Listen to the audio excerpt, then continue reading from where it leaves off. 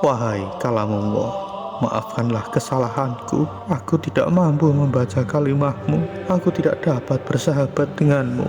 Aku tidak dapat memahamimu, tapi aku sangat mengasihimu. Aku sangat mencintaimu. Wahai kalamullah, janganlah engkau mendakwai aku. Janganlah engkau menuduh aku di hadapan Tuhan di akhirat nanti.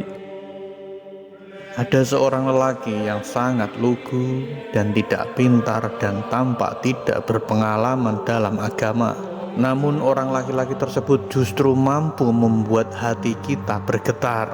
Jika kita telah mengetahui kisah hidupnya, maka kita akan bergetar seluruh hati kita dan meneteskan air mata. Apabila Allah telah berkehendak, maka tidak ada seorang pun yang mampu mencegahnya. Termasuk ketika Allah menghendaki seorang pemuda agar berjalan melewati sebuah kawasan perkuburan yang malam itu mengeluarkan cahaya yang sangat terang benderang menuju ke angkasa.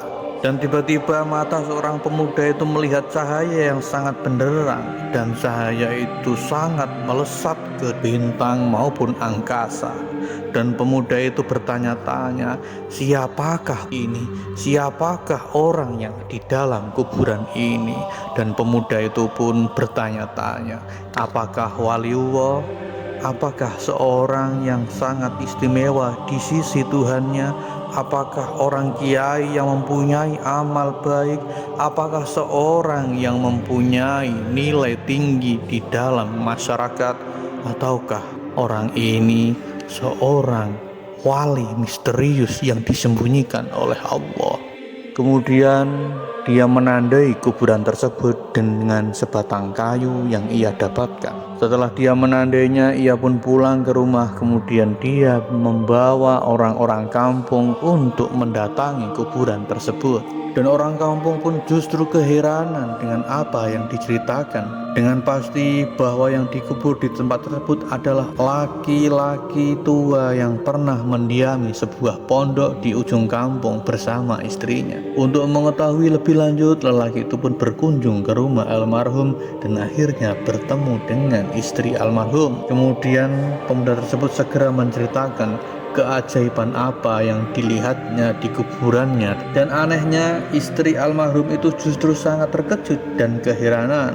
Dia mengenal suaminya yang bukan siapa-siapa, dan suaminya adalah seorang petani kecil, bukan seorang kiai ataupun ulama, dan bukan pula seorang ahli ibadah. Apalagi dia bukan seorang imam ataupun muazin ataupun guru Al-Quran. Malah suaminya tidak pandai membaca Al-Quran, dan dia tidak pernah mendengar suaminya membaca Al-Quran. Hal ini benar-benar menimbulkan keheranan yang amat sangat kepada lelaki tersebut. Dan akhirnya lelaki itu bertanya kepada istri almarhum perkara-perkara aneh yang pernah dilakukan oleh almarhum selama hidupnya sehari-hari. Akhirnya pun istri almarhum teringat terhadap kebiasaan suaminya ketika masih hidup. Setiap kali sebelum tidur pada malam hari, suaminya itu senantiasa mengambil air wudhu, kemudian memasuki sebuah kamar.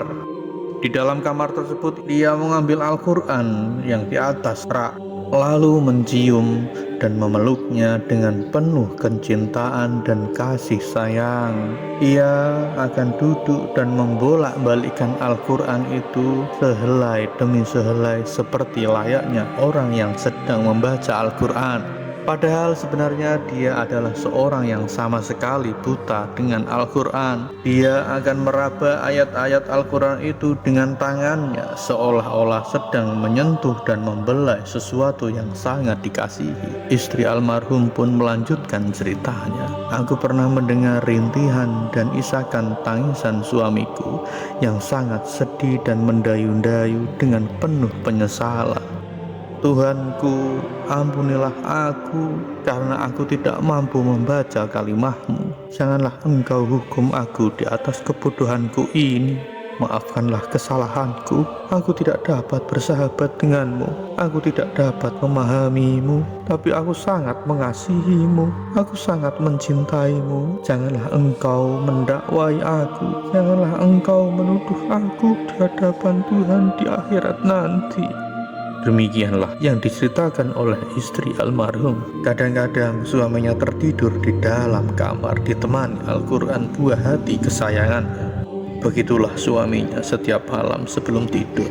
Lelaki itu meminta untuk melihat Al-Quran kesayangan suaminya itu. Benar-benar bahwa memang Al-Quran itu sudah sangat lusuh rupa dan warnanya. Hatiku pun sangat terharu apabila ia melihat naskah yang mulia ini. Hatiku pun merasa terharu apabila seorang yang meninggal itu telah melihat cerita kisah ini. Dan Al-Quran itu terlihat begitu lusuh dan kelihatan sekali bahwa setiap halaman demi halamannya telah berkali-kali dibolak-balik dan ada bekas tetesan air mata di atas kertasnya, menandakan bahwa seorang sering menangis menjurai air matanya tatkala membuka lembaran yang maha suci ini. Pasti lelaki ini sangat mulia pribadi. Hatinya telah bersatu dengan ruh Al-Quran. Dia sangat mengasihi kalimat-kalimat Allah dengan sesungguhnya. Ia mengasihi Allah dengan seluruh jiwa dan raganya. Inilah pelajaran yang sangat penting. Marilah kita menghidupkan Al-Quran di dalam masjid, ataupun dari musola, ataupun di rumah kita, ataupun di dalam diri kita sepanjang sisa-sisa umur yang kita miliki. Semoga dapat memberikan manfaat kepada kita semua. Assalamualaikum warahmatullahi wabarakatuh.